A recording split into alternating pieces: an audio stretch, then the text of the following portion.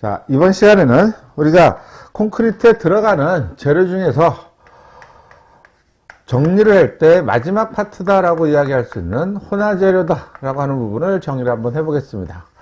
시멘트, 장골재, 굵은 골재, 물 이에 투입되는 모든 재료들을 우리가 혼화재료다라고 이렇게 총칭을 하는데, 이 혼화재료를 투입하는 목적은 우리가 성질을 좀 바꿔주거나 좋은 쪽으로 바꿔주거나 혹은 없던 성질을 좀 만들어주거나 해서 특수한 성질을 우리가 부여한다 라고 하는 말을 써서 보통 저렇게 혼화재료의 투입 목적으로 이야기를 합니다.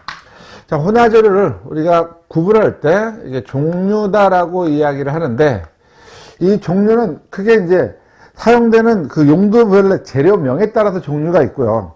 우리는 목적하는 바가 분명히 다른 두 가지가 있습니다. 자, 첫 번째가 혼화 저희, 두 번째가 혼화 자의. 그냥 읽으면 저는 발음이 똑같이 혼화재라고만 다 이렇게 읽혀요. 그렇기 때문에 여러분들한테 구분을 하기 위해서 혼화저의, 혼화자의 이렇게 지금 설명을 드리고 있는 겁니다.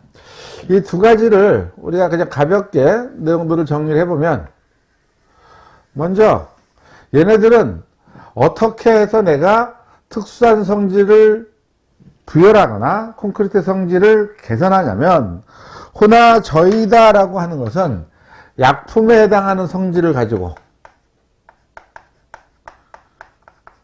약품의 성질, 그러니까 여기 투입되는 이 재료의 성질로 콘크리트의 성질을 바꿔준다는 뜻이고, 여기 혼화자이다라고 하는 것은 시멘트하고 반응을 하는 거예요.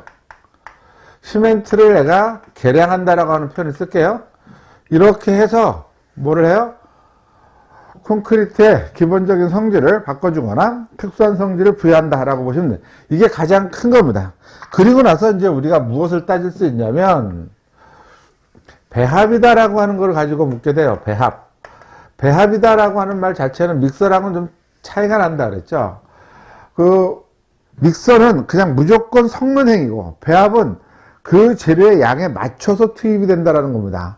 제가 음식에다 가끔 비유를 하는데, 음식의 각 재료들이 아무리 맛이 있고 훌륭한 그와 같은 재료라고 할지라도 어떤 비율 없이 그냥 무조건 맹목적으로 섞으면 결과적으로 만들어낸 음식의 결과물값이 맛이 있을 리가 없죠. 그래서 배합은 그와 같은 개념이라고 보시면 됩니다. 우리가 혼화저이다라고 하는 것은 이 배합을 무시해요. 다른 재료의 사용량하고를 우리가 고려하지 않는다는 거죠. 그런데 얘는 시멘트랑 만나서 어떤 화학적인 반응을 일으킨다거나 시멘트에 개량을 해서 콘크리트의 성질을 바꿔가는 거죠. 그러니까 시멘트 양의 투입에 맞게 적정한 양이 들어가야 돼요. 그래서 얘는 배합을 고려한다라고 하는 말로 이렇게 씁니다. 이것이 이제 가장 중요하고요. 사용되는 양이다. 사용되는 양은 보통 우리가 시멘트를 중량으로 해요. 얘 때문에 그러는데, 시멘트 중량에 얘는 5% 이하, 이렇게 얘는 5% 이상에 해당하는 겁니다. 이게 이하 이상이라고 해서 보통 이제 경계값이 애매하게 된 것처럼 들릴 수 있는데, 재료 자체는 완전히 구분이 되는 거예요. 혼화저의과 혼화자의는 완전히 구분이 되는 거죠. 즉, 어떤 재료를 내가 시멘트 중량보다 5%보다 작게 쓴다고 해서 그게 혼화저의가 되고, 많게 쓰면 혼화자의가 되는 것이 아니라 그 재료 자체가 이미 구분이 되어 있어요. 그러니까 여기는 경계값이 명확하지 않아도 우리가 상관이 없다는 뜻입니다.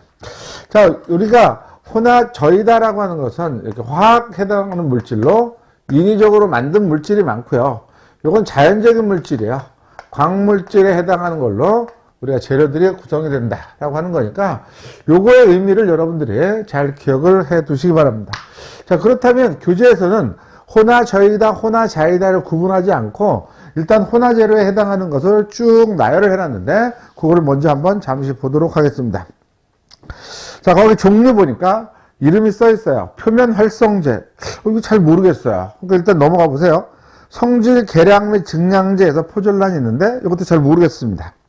은결경화 촉진제, 이건 알겠죠? 빨리 굳어지도록 만드는 그와 같은 재료가 될 거고, 은결경화 촉진제가 있으면 은결경화 지연제도 있을 겁니다.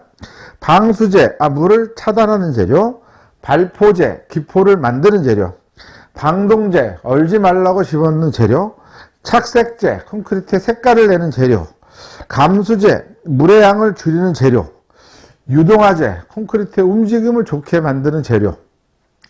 제목을 보니까 혼화 재료들이 어떤 역할들을 한다라는 건 다 알 수 있을 겁니다. 그래서 이렇게 제목을 보고 알 수 있는 내용의 재료들은 시험에 잘 등장을 하지가 않죠. 가끔 등장을 하는 게 우리가 방동제에 해당하는 것하고 착색제가 가끔 나와요. 근데 이건 제가 이제 설명을 드릴 수 있는 방법은 별로 없습니다. 예를 들어서 착색제, 산화 제이철이라고 하는 재료를 투입을 하면 빨간색으로 변한다. 크롬산 바륨을 집어넣으면 우리가 노란색으로 변한다. 파랑, 군청이라고 하는 거는 파랑으로 변하는 거고요. 우리가 이산화망간이라고 하는 거는 갈색으로 보고, 카본블랙은 검정으로 간. 이거는 이렇게 읽어갈 뿐이 없잖아요. 그러니까 이거는 여러분들이 암기를 해야 되는데, 제가 판단하기에 일단은 패스를 하시고요. 뒤에 가서 문제를 풀 때 그 문제가 나오면 그 문제에 해당하는 것만 가지고 그때 색깔을 이렇게 암기하는 쪽으로 해서 내용을 정리를 해 두시기 바랍니다. 그럼 결과적으로 우리가 표면 활성제다라고 하는 것이 대표적인 게 A제라고 하는 것이 있고요. 성질 계량 및 증량제라고 하는 게 포졸란이 있습니다. 1번의 표면 활성제가 대표적인 혼화저이고 2번에 해당하는 성질 계량 및 진항제 포졸란이라고 하는 것이 혼화자이예요. 그래서 그 뒤로 보면 이제 혼화저이의 특징이라고 하는 것이 있고 혼화자이의 특징이 있는데 그 중에 대표적인 성질 우리가 혼화자이에서는 A제 여기서는 포졸란이다라고 하는 요 내용만 여러분들 내용들을 정리를 해도 되고요. 우리가 앞에서 시멘트의 종류다라고 하는 것을 정리를 했을 때 혼합 시멘트라고 하는 것이 있었습니다. 혼합 시멘트는 고로슬래그, 플라이시, 포졸란 이 세 가지가 있었죠. 그 세 가지가 전부 다 포졸란 반응이라고 하는 것을 해요. 우리가 이거 끝나고 나서 다음에 저런 재료들을 섞어가는 배합이라고 하는 것하고 그 다음 콘크리트의 성질이라고 하는 걸 정의할 때 포졸란 반응이라고 하는 것을 설명드릴 테니까 일단은 같은 역할을 하는 재료들을 혼합 시멘트다라고 이야기하고 걔네들을 보니까 전부 다 광물질이구나라고 연동이 되죠. 우리가 그 철을 만들면서 만든 부산물, 그 다음에 석탄을 떼고 남은 거, 화산재 이런 것들입니다. 그러니까 자연적인 물질들이다라고 하는 것들을 우리가 알 수 있다라는 뜻입니다. 자, 여기서 대표적으로 이제 혼화자이에 해당하는 A이제다라고 하는 부분들을 정리를 한번 해보겠습니다. 자, A이제다라고 하는 것을 한글로 정리를 하니까 이거 뭐냐면 공기연행제다라고 하는 표현을 쓰는 거예요. 공기연행제다. 그렇죠. 연행이다라고 하는 말은 공기를 골고루 이렇게 퍼뜨린다라고 하는 뜻으로 여러분들이 생각을 하시면 됩니다. 부드럽게 만들어준다라는 뜻이죠. 그렇다면 일단 이 콘크리트 안에 들어가는 공기에 관해서 정리를 해보면 이 공기는 두 가지로 나눌 수가 있습니다. 첫 번째 자연적인 공기, 그 다음 두 번째 인위적인 공기가 있어요. 자, 자연적인 공기다라고 하는 것은 뭐냐면 콘크리트를 우리가 그 시멘트, 잔골재, 굵은 골재, 물을 넣어서 섞다 보면 대기 중에 있는 공기가 자연스럽게 들어가는 경우가 있습니다. 그런 현상들은 여러분들이 많이 볼 겁니다. 아침에 그 세면을 하기 위해서, 세수를 하기 위해서 세면대에 물을 받다 보면 우리가 수전에서 물이 떨어지죠. 떨어지는 물을 보면 이렇게 떨어졌을 때 물만 들어가는 거 제가 밑에서 공기방울이 올라오는 것들을 우리가 볼 수 있습니다. 즉, 콘크리트를 우리가 비비거나 운반하면서 이렇게 섞어갈 때 대기에 있는 공기가 콘크리트 안으로 들어가요. 그걸 우리가 자연적인 공기라고 해서 영어로 엔트랩트 에어라고 이야기를 하고요. 인위적인 공기다라고 하는 것은 지금 이렇게 화학적인 약품을 집어넣어서 공기의 양을 더 투입하면 걔를 우리가 인위적인 공기다라고 얘기해요. 인위적인 공기를 영어로 엔트레인드 에어라고 이야기를 합니다. 우리가 시공 공부를 하는데 가끔가다 영어로 묻는 문제가 이런 겁니다. 이렇게 자연적인 공기에 뭐라고 하는가 이렇게 물어요. 그럼 엔트랩트 에어 이렇게 고를 수 있어야 된다는 뜻입니다. 제가 여기다가 영어를 표기를 하진 않지만 어쨌든 공기다라고 하는 것은 이렇게 두 가지에 해당하는 걸로 결정이 될 거고요. 우리가 나중에 제가 그 시공 쪽에 가서 설명을 하면 각 콘크리트에 들어가는 그 공기량이다라고 하는 것이 정해져 있어요. 그래서 그와 같은 것들은 수치도 나중에 여러분들 따로 정리를 할 겁니다. 자, 공기가 이렇게 두 가지가 있는데 이 공기들이 하는 역할들을 보면 일단은 공기가 들어가게 되면 무엇을 하냐면 그 시멘트하고 골재하고 사이에 들어가게 되면 잘 붙지 않겠죠. 또 콘크리트하고 철근 사이에도 공기가 있으면 잘 붙지 않을 겁니다. 그래서 얘가 들어가면 이렇게 부착력이다라고 하는 것이 떨어질 거예요. 부착력은 떨어질 거고, 대신에 공기가 들어가게 되면 우리가 콘크리트를 비비거나 운반하거나 타설하는 시공 과정에서 훨씬 더 부드럽게 작업을 할 수 있어요. 그래서 시공 연도다라고 하는 것은 증가가 될 겁니다.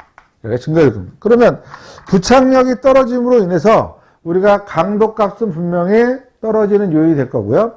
시공 연도가 좋아지는 것 때문에 강도가 증가되는 현상들이 발생을 할 건데 어느 것이 더 영향력이 크냐? 얘가 더 영향력이 커요.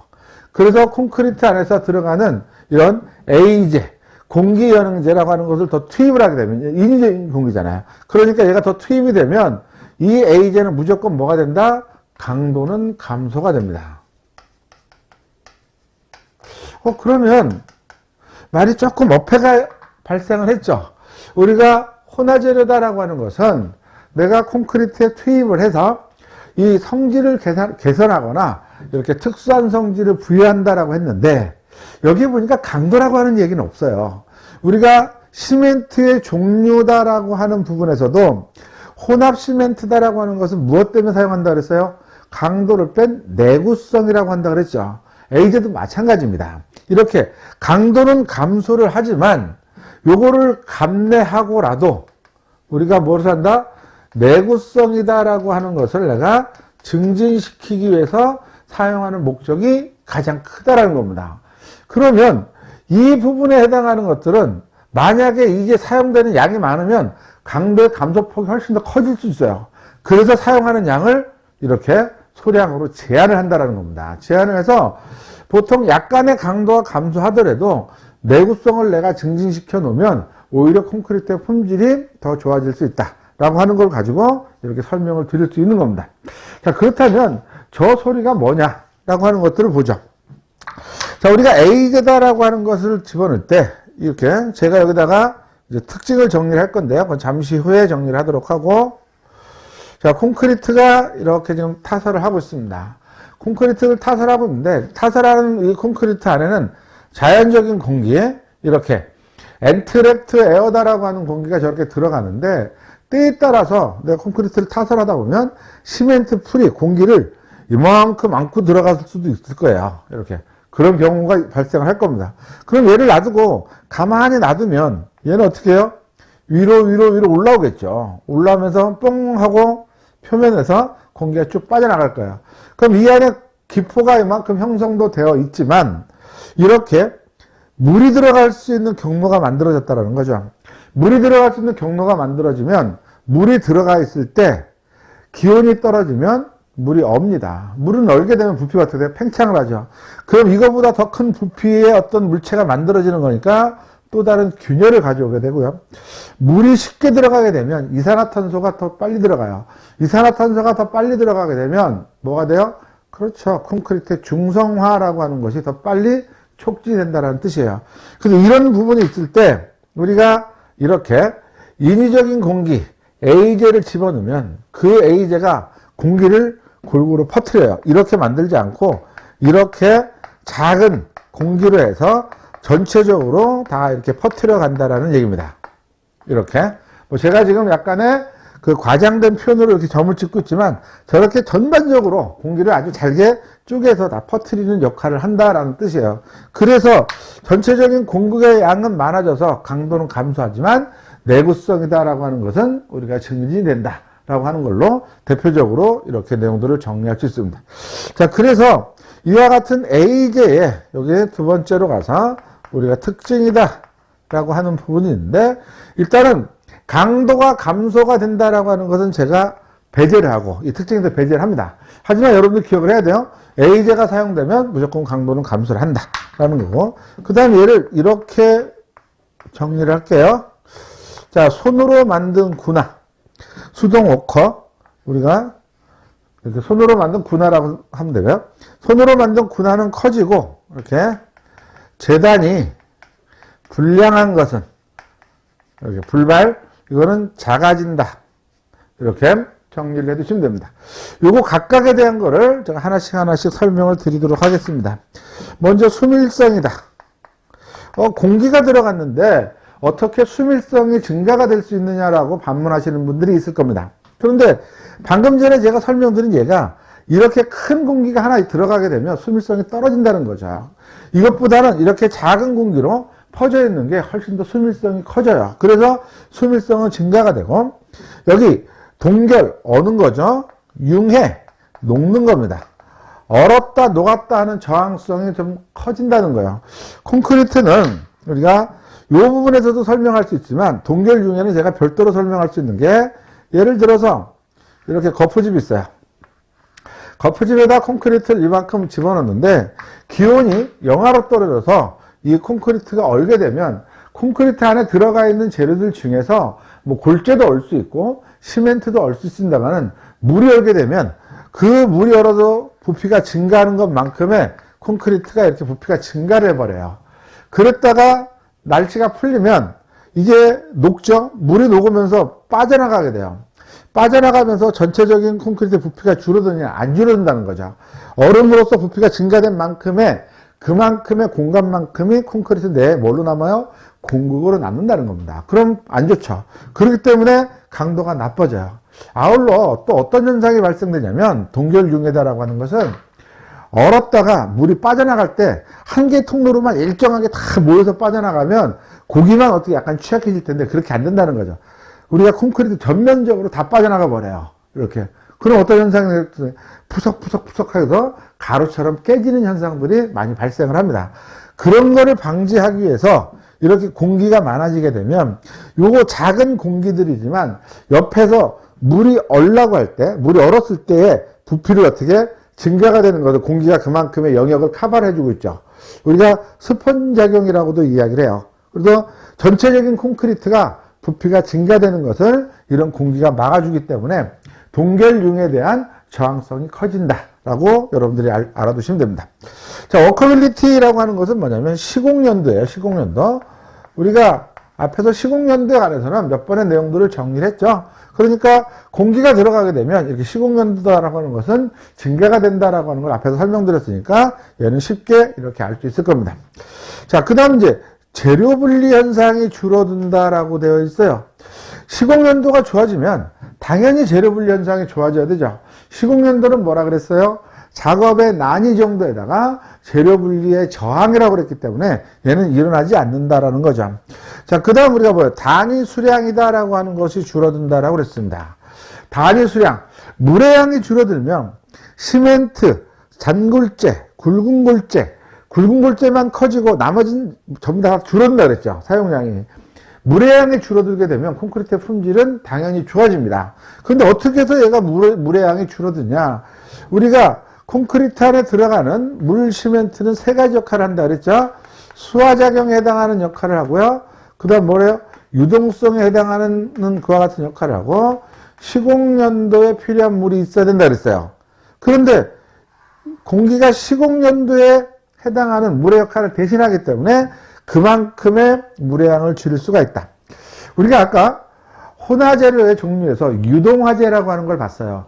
유동화재를 투입을 하게 되면 콘크리트의 움직임이 좋아져요. 그럼 걔의 특징이 뭐다? 단위 수량이 줄어든다.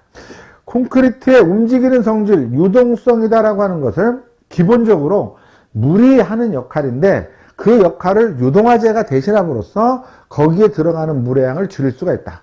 앞으로 여러분들이 어떤 교재를 보시는지 간에 콘크리트 내부에서 단위 수량을 줄일 수 있다 그러면 이거 두 개 중에 하나거나 둘 다 답니다. 여기에 해당하는 양을 절대 줄일 수는 없어요. 저거는 시멘트하고 물이 만나서 화학적인 반응을 일으키는 그만큼 절대적인 물의 양입니다. 그러니까 얘를 줄일 수가 없고 이 두 가지의 어떤 역할을 해서 줄어든다는 거죠. 그렇다면 우리가 이렇게 공기가 들어가서 이렇게 시공연도에 따르는 그런 역할을 대신하기 때문에 시공연도에 따르는 물의 양을 줄일 수가 있다. 이렇게 여러분들이 기억을 하셔야 돼요. 자, 그 다음 여기 이제 블리딩이다라고 하는 것이 있어요. 블리딩. 네, 블리딩은 우리가 교재 뒤에 있지만 제가 여기서 설명을 이렇게 드려보도록 하겠습니다. 자, 세 번째 우리가 블리딩이다라고 하는 것은 일종의 재료 분리 현상인데요. 콘크리트를 이렇게 타설하게 되면 이 안에 있는 물이 위로 올라와요. 물이 올라와요. 항상 올라오는 것은 아닌데 올라와서 이렇게 표면을 이렇게 덮어줍니다. 이렇게. 그러므로 자, 블리딩이다라고 하는 것은 얘를 우리가 물이다라고 하는 거고 얘는 재료 분리의 일종이에요. 그러면 결과적으로 좋지 않겠죠. 어떤 점에서 좋지 않느냐?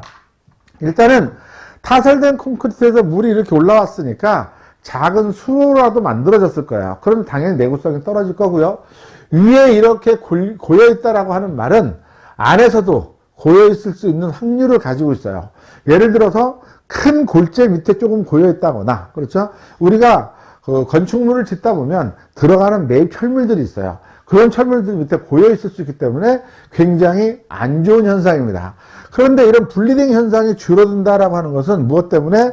우리가 물의 양이다라고 하는 것들을 줄일 수가 있기 때문에 저와 같은 블리딩 현상을 줄일 수 있다. 이렇게 이야기를 하는 겁니다. 자, 블리딩까지 정리를 하고 나면 여기에 추가적으로 레이턴스다라고 하는 것을 같이 정리를 해 두시면 편합니다. 자, 레이턴스다라고 하는 것은 뭐냐면 이 블리딩 수가 증발하고 나면 저게 물이 증발을 했어요. 증발을 하고 나면 표면에 지금 하얀 이물질이 남게 됩니다. 이게 이 이물질을 레이턴스다라고 이야기를 해요. 하얀색인데 제가 좀 파란색으로 썼어요. 근데 콘크리트 표면에 어떤 때 보면 이렇게 물이 증발하고 나면 이렇게 살짝 하얀 것들이 남는 것들 한번 보신 적이 있을 겁니다. 그와 같은 것을 레이턴스라고 이야기해요. 이 레이턴스다라고 하는 것은 결과적으로 그냥 콘크리트 표면에 남아있는 거잖아요. 나중에 내가 저기다 미장을 하거나 도장을 하게 되면 부착력을 저해해요. 그래서 마감을 할 때 레이턴스다라고 하는 것은 반드시 제거를 해야 되는 겁니다. 그래서 블리딩 현상이 얘가 억제가 되면 당연히 레이턴스도 억제가 될 거고 행여나 레이턴스다라고 하는 것을 따로 정리할 필요가 없이 여기서 같이 이렇게 정리를 해본 겁니다. 그래서 블리딩 현상이 줄어들게 되고 물의 양이 줄어드는 거니까 우리가 시멘트하고 만나는 화학적인 반응이 조금 늦어져요. 그래서 발열량이다라고 하는 것을 우리가 줄일 수 있습니다. 발열량이 줄어들면 어떻게 될까요? 초기 강도는 좀 낮아지지만, 그렇죠? 장기 강도는 우리가 증가를 할 수 있게 됩니다. 그렇죠? 그러니까 결과적으로 콘크리트의 강도는 우리가 장기 강도를 꿈꾸는 거기 때문에 결과적으로 얘도 좋은 겁니다. 가만히 다 읽어보니까 제가 7가지에 해당하는 특징을 정리를 했는데 나쁜 게 하나도 없죠. 콘크리트 품질에 굉장히 좋은 영향만 미치더라는 겁니다. 그래서 제가 아까 결론 졌죠. 혼화재료는 대부분 투입되면 다 모든 것이 좋다. 이렇게 정리를 해도 돼요. 단 A재는 강도가 감소된다는 것은 반드시 여러분들이 기억을 해 두시기 바랍니다. 자, 우리 교재에 이와 같이 A재의 특징을 정리를 하고 거기 레퍼런스에서 참고사항이 있고 공기량이다라고 하는 것이 다시 한번 정리가 되어 있습니다. 자, 공기량은 자연적인 공기, 엔트랩트 에어와 인위적인 공기, 엔트레인드 에어로 저렇게 나눠져 있고 공기량이 1% 증가하면 강도가 약 4%가 감소가 된다라고 되어 있고요. A재가 첨가되면 당연히 증가를 하겠죠. 기계 비빔이 손 비빔보다 증가를 한다라고 되어 있어요. 왜 그렇죠? 우리가 손으로 콘크리트를 이렇게 비비는 건 아니겠죠. 밀가루 반죽 하듯이 삽 정도를 이용하는 겁니다. 그렇죠? 그러니까 손으로 사용할 수 있는 도구로 비비는 것하고 기계로 비비는 것하고를 대비를 해보면 삽으로 내가 콘크리트를 떠서 이렇게 뒤집었을 때 공기하고 접촉 면적보다는 큰 에지데이터라고 하는 기계로 비볐을 때에 이 공기하고 접촉 면적이 더 커요. 그렇기 때문에 기계 비빔이 당연히 손 비빔보다 큰 겁니다. 그냥 무작정 암기하지 마시고요.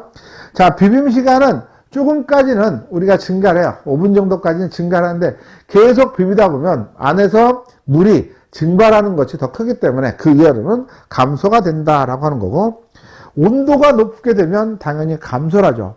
예를 들어서 어떤 원인에 의해서 공기가 계속 이렇게 만들어지는데 콘크리트가 굳어져 버리면 그 원인은 사라진다라는 뜻이에요.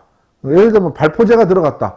굳어지면 화학적인 반응은 끝나는 겁니다. 그래서 온도가 높게 되면 무조건 감소를 하고 진동을 주면 당연히 감소를 하겠죠. 그래서 온도가 주면 감소를 하는구나. 이거는 여러분들 반드시 그것만 잘 기억을 하시면 될 것 같습니다. 자, 그 다음 우리가 혼화제에서 분산제다라고 하는 것, 입자를 내가 작게 쪼개는 거야. 시멘트 입자를. 그리고 방둥제, 급결제, 방수제, 발포제, 방청제 다 읽어보시면 여러분들 쉽게 내용들을 알 수 있을 거니까요. 그렇게 해서 정리를 좀 해두시기 바랍니다. 자, 그럼 이제 우리가 세 번째 가서 혼화자유에서 대표적인 포졸란이다라고 하는 것들을 정리 한번 해보겠습니다. 자, 이 포졸란을 정리를 하려면 기본적으로 포졸란 반응이다라고 하는 것들을 여러분들이 알아두시면 됩니다. 자, 일단은 포졸란은 우리가 앞에서 제가 정리할 때 화산재다라고 이렇게 정리를 했지만 포졸란 반응이다라고 하는 것들을 먼저 정리를 해야 돼요. 일단 시멘트하고 물이 만나면 기본적으로 뭐가 만들어지냐면 이렇게 수산화칼슘이다라고 하는 것이 만들어져요. 이건 어떤 시멘트든 다 저게 만들어집니다. 그렇죠.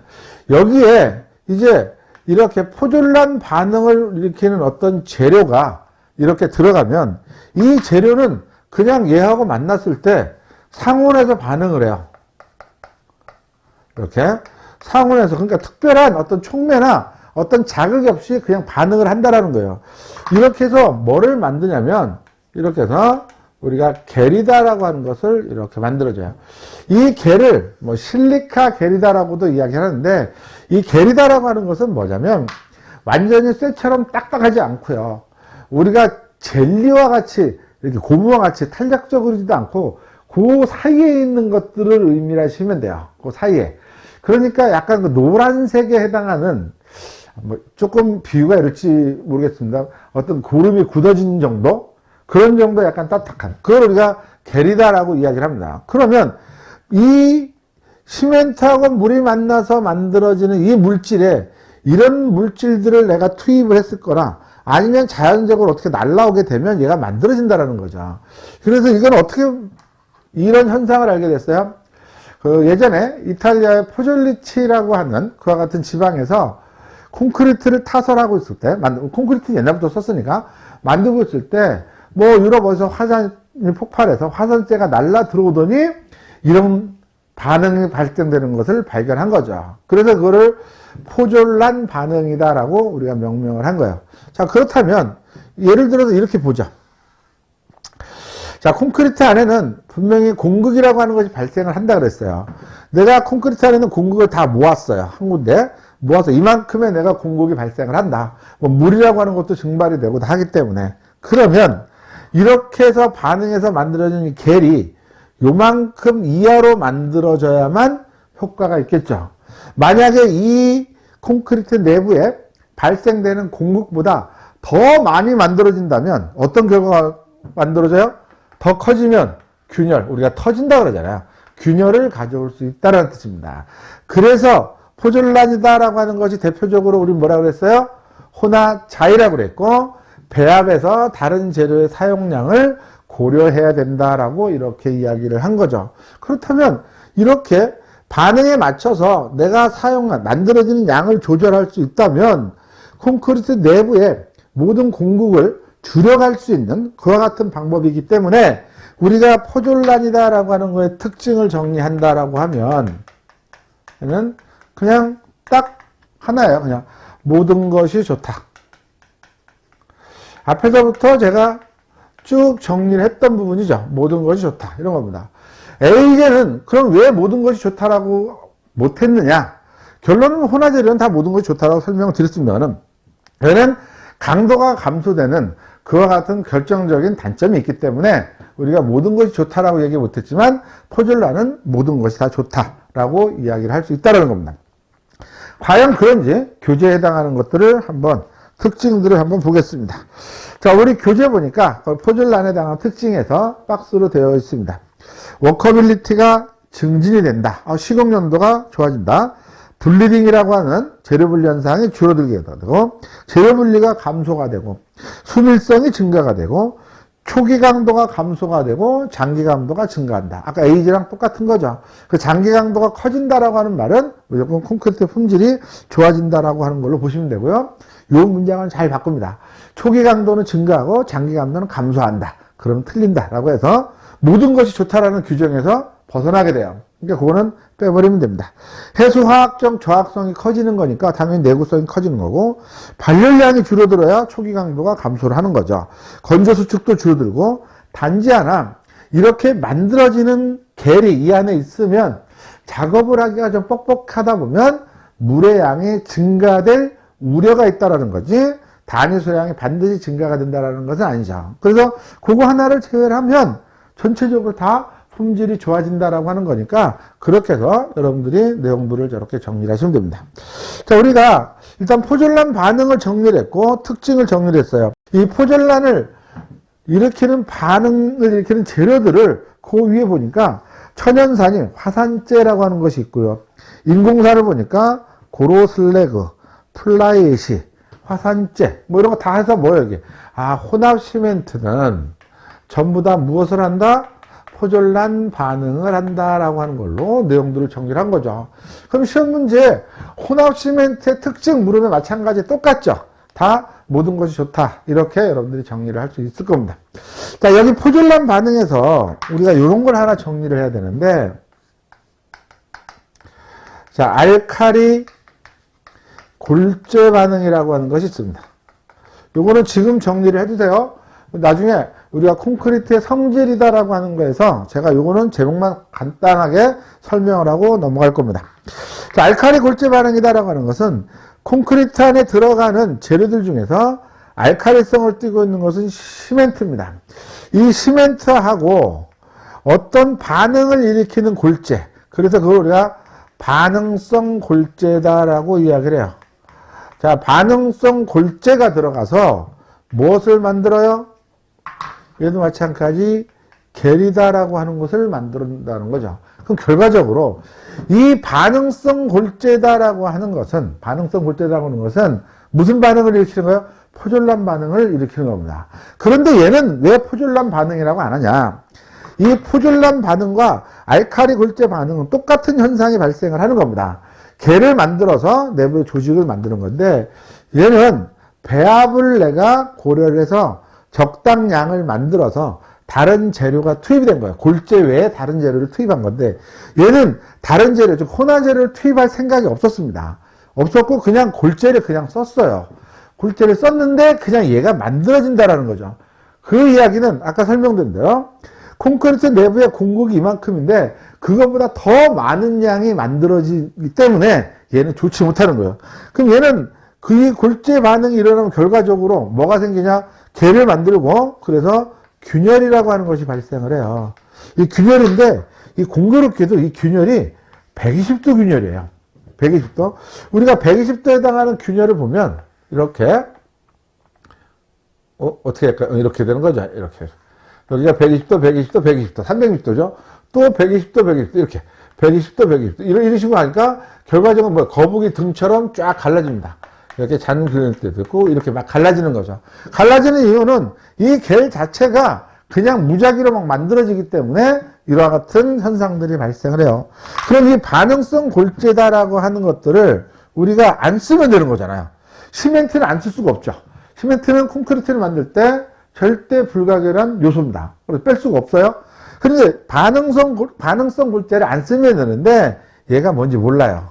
단지 하나, 우리가 아까 포졸란 반응이다라고 하는 것을 포졸리지라고 하는 이탈리아 지방, 화산재가 날라들었다 그랬죠. 화산의 작용이 있었던 지방에서는 그때 만들어진 골재는 이런 것들이 일어날 수 있다라고 우리가 추측만 하는 겁니다. 알칼리 골재 반응을 우리는 뭐라고 그래요? 얘를 암이다라고 얘기해요. 콘크리트 암이다. 그만큼 아직까지 정확한 우리가 원인을 잘 모른다라고 하는 거고, 일본은 그래서 좀 많이 일어나고요. 우리나라에서는 제주도 지방하고 포항 쪽에서 조금 몇 건의 사례들이 발생된 경우들이 있습니다. 그래서 포졸란 반응과 얘는 절대 다른 반응이 아니라 같은 반응인데, 얘는 양을 조절하는 거고, 얘는 그냥 내가 예기치 않았는데 막 생기는 거다라고 해서 내용들을 정리를 한 겁니다.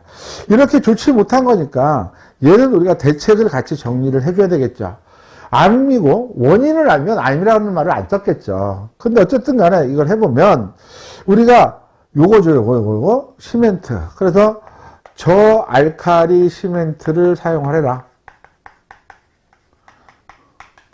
이렇게 사용하고, 반응성 골재니까 이렇게 무반응 골재를 써라. 얘 두 가지는 사실은 대책이라고 할 수가 없습니다. 그냥 이론상에 해당하는 대책이다라고 보통 이렇게 이야기를 하는 거죠.